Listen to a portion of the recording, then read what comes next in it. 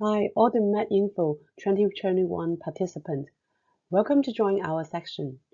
Today, I'm going to present our research study about validating annotation guidelines for medication error of incidence reports. You may see our team member here. Here, I just want to sketch out the arrangement of today's presentation. I'm going to give you a very brief overview about our project background, and then I will cover the methodology we use for validating this annotation guideline, and then we will focus on the results and discussion and conclusion section. I would like to take a bit of time to set the context of our study background. Here, I would like to highlight two important WHO documents. The first one was issued in year 2017. The WHO initiated the third Global Patient Safety Challenge with the thematic priority of medication without harm. It addressed the urgent need to improve patient safety, in particular medication error. And subsequently, in year 2020, Patient Safety and Learning System Report, the WHO continued to stress the importance of incident reporting and emphasize achieving true learning using incident report. Our research are basically based on medication without harm thematic priorities, and we try to make use of incident report as much as possible. Our approach is to use information models, taxonomies, and subsequently build up classification method in order to register incident report information. At present, there are no adequate annotation guideline exists for incident report learning, and that's why it motivates us to carry on this study. Annotation is a commonly used means to create gold standard data for modeling, as well as automatic information extraction. Recent examples in health including the year 2010 I2B2 challenge on concepts, assertions, and relations in clinical text, or N2C2 challenge. The goal is to identify semantic role as well as identify arguments.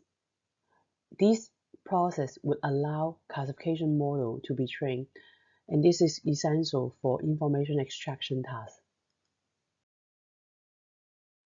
In terms of the theoretical framework, you may refer to our earlier study as shown on the bottom left-hand side.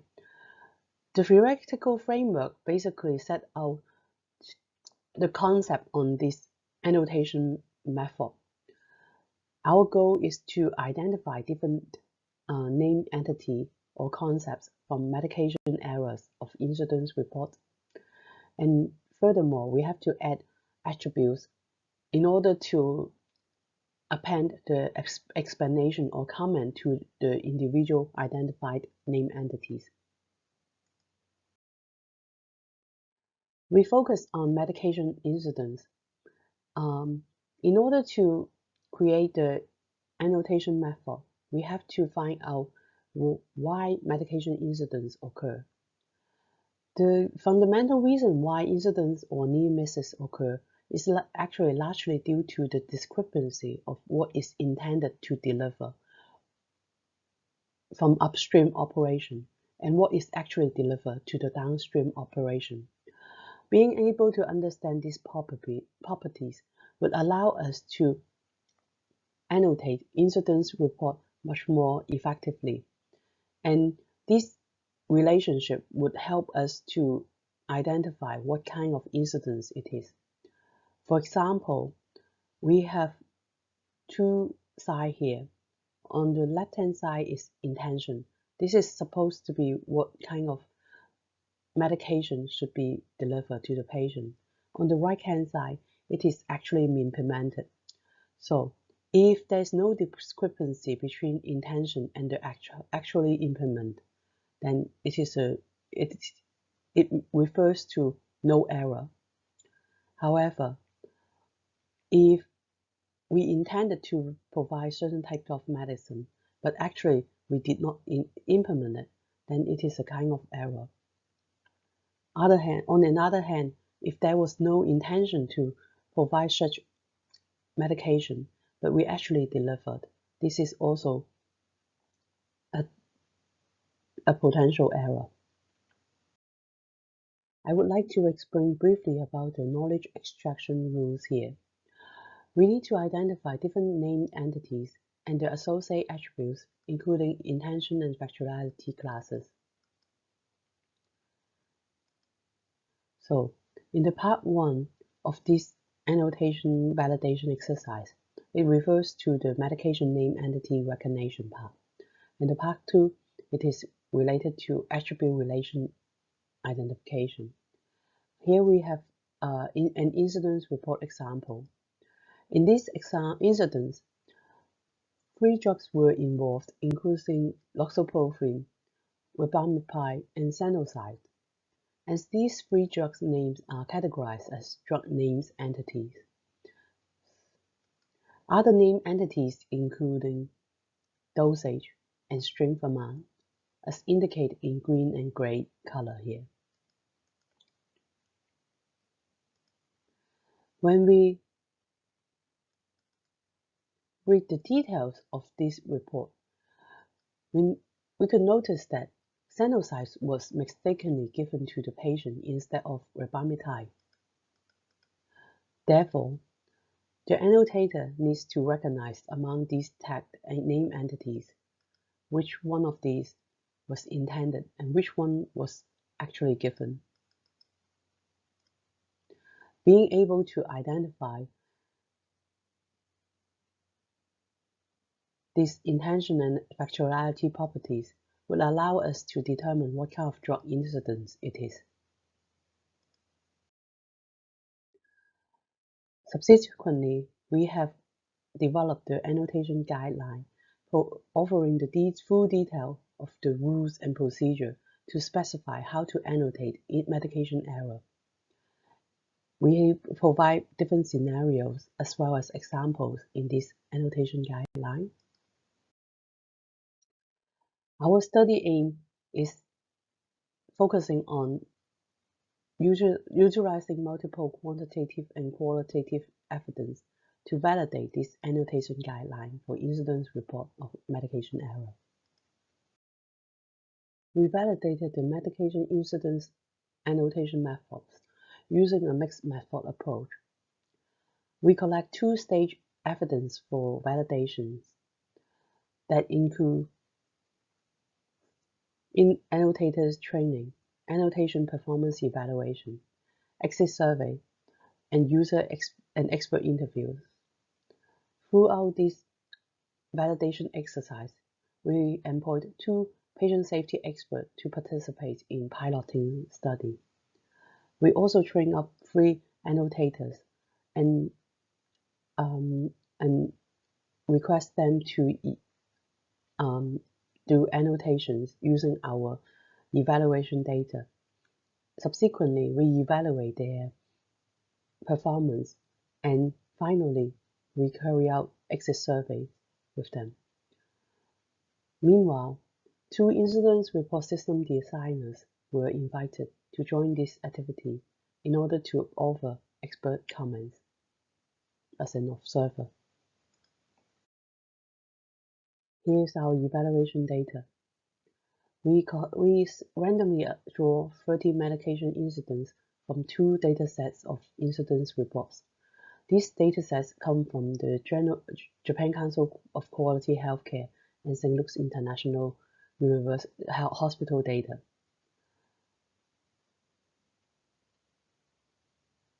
From these incidence reports, all the taught name entities and attributes are covered. In August 2019, we carry out 2 days annotator training. The participants receive approximately 2 half-day training to learn the guideline. During the training, they can practice how to use bread to annotate with supervision or guidance using some case example. And finally, at the end of the training, we conduct the assessment. In the first part of the training and evaluation, the participants learn how to identify named entities for medication error. And in the second part, the participants learn how to identify attributes associated with each tagged named entities. Two phases of annotation performance evaluation are conducted. We use evaluation matrix in terms of precision, recall, accuracy, and F-score to evaluate and assess their performance. Regarding the annotation performance evaluation, the overall accuracy of Part 1, name entity identification, reached 97%, and the overall accuracy of Part 2, attribute identification, reached 90%. This figure presents the survey results collected from after each training session and at the end of the exercise.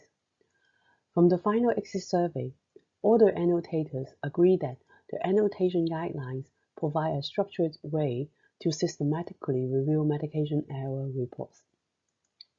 In general, they understood the role of being an incident report annotator. For those questions related to whether the entire annotation scheme is easy to understand, whether they managed to acquire their skill successfully, and whether other healthcare professionals would understand the scheme, the average score lays between 3.33 to 4. The annotator also find it easy to use the breadth platform to execute the annotation method. For both training sections, the participants find that practice time with trainer's assistance was useful to help building up hands-on skill to achieve the annotation task. The participants agree that named entities as well as attributes covered are essential to help understanding incidence reports of medication error, and the training material provides enough examples to allow them to comprehend the annotation method. The participants thought that the first part of the training, which is name entity identification, was generally easier than the second part, attribute identification. The above results were also confirmed in the participants interviewed afterwards. We carry out a purposeful mixing of quantitative and qualitative methods for data collection, data analysis, and evidence synthesis. We evaluated the validity of the annotation guideline for medication error in incidence reporting. Through training, examining performance, and collecting feedback, we are able to confirm the validity of the annotation guideline. The guideline established an evidential basis for the use of for annotating incidence report of medication error. Subsequently, this enabled further modeling studies using medication error incidence report. Based on the validated annotation guideline, we employed an IT company to develop annotated gold standard data using the JQ Open Dataset. We published the annotated incidence report data on Open Platform GitHub. This training dataset opens up the opportunity to wider modular communities to build accurate deep learning models for incidence report name entity prediction.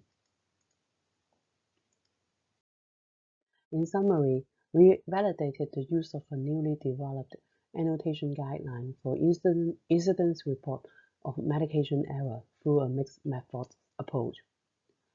Our team is dedicated to innovate incidence report automatic information retrieval using AI and NLP methods. When we develop the guideline, we bear in mind the validity and transferability of the solution.